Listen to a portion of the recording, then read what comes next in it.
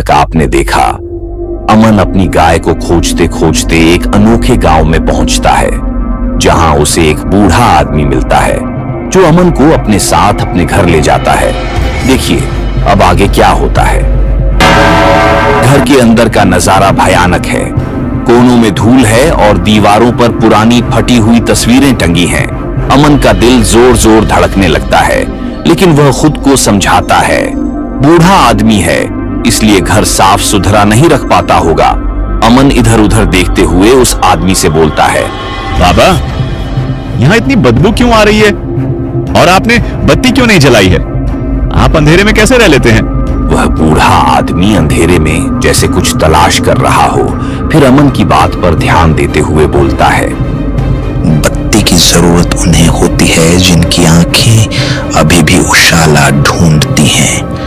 तू यहाँ बैठ। बाबा अमन को एक पुरानी लकड़ी की कुर्सी पर बिठाते हैं। अमन गौर करता है कि कुर्सी के पैर जमीन से नहीं बल्कि जमीन के अंदर धंसे हुए हैं। अमन उठने की कोशिश करता है, मगर वह उठ नहीं पाता है। उसे ऐसा लगता है जैसे उसे किसी ने जकड़ रखा हो। नहीं बाबा, मुझे ठीक नहीं लग रहा। मैं जा रहा हूँ। मेरी माँ मेरा इंतजार कर रही होगी। आज तक उन्होंने मेरे बिना खाना नहीं खाया है।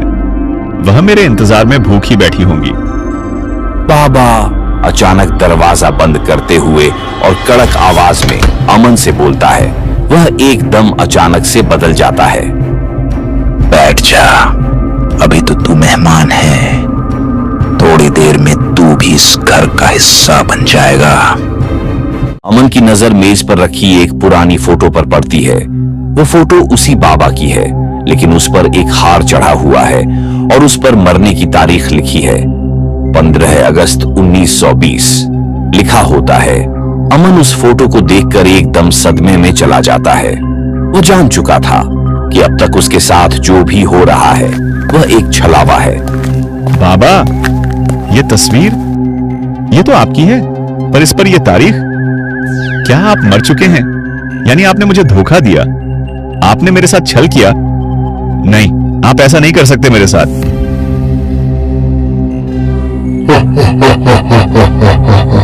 बाबा हंसते हुए उनकी आवाज अब और भी डरावनी हो जाती है।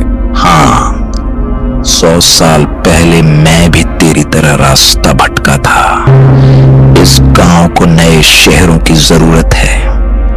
अमन, जो यहाँ आता है वो यहीं का होकर रह जाता है।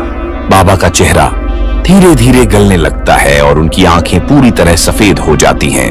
अमन चिल्लाकर, नहीं, आप इंसान नहीं हो सकते। अमन तेजी से दरवाजे की तरफ लपकता है। बाबा उसे पकड़ने की कोशिश करते हैं। उनका हाथ अमन के कंधे को छूता है, लेकिन अमन धक्का देकर बाहर निकल जाता है। अमन ने अपने जीवन की सबसे तेज दौड़ लगाई।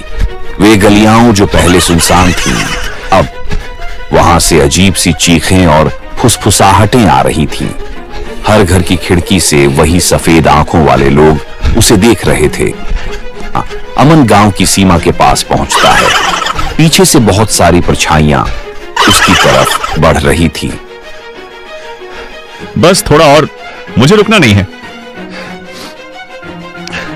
आसमान में हल्का नीला रंग आने लगता है। सुबह होने वाली है। अमन की आंखों के सामने अंधेरा छाने लगता है। थकान और डर की वजह से उसका शरीर साथ छोड़ देता है। जैसे ही सूरज की पहली किरण ने पहाड़ियों को छुआ, अमन के कान में एक आखिरी डरावनी चीख सुनाई दी और वह थककर जमीन पर गिर गया। अमन अपनी आंखें खोलता है। सूरज की तेज धूप उसके चेहरे पर पड़ रही थी। माँ, क्या मैं घर पहुंच गया? अमन उठकर बैठता है और अपने आसपास देखता है। वहां न कोई घर है, न कोई रास्ता और न ही कोई गांव।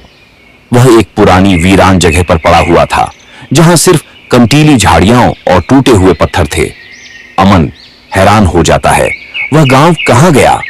वह बाबा, उसे लगता है कि उसने कोई बुरा सपना देखा होगा। अमन अपने कंधे पर देखता है, वहां बाबा के हाथ के जलने का निशान अभी भी मौजूद थे।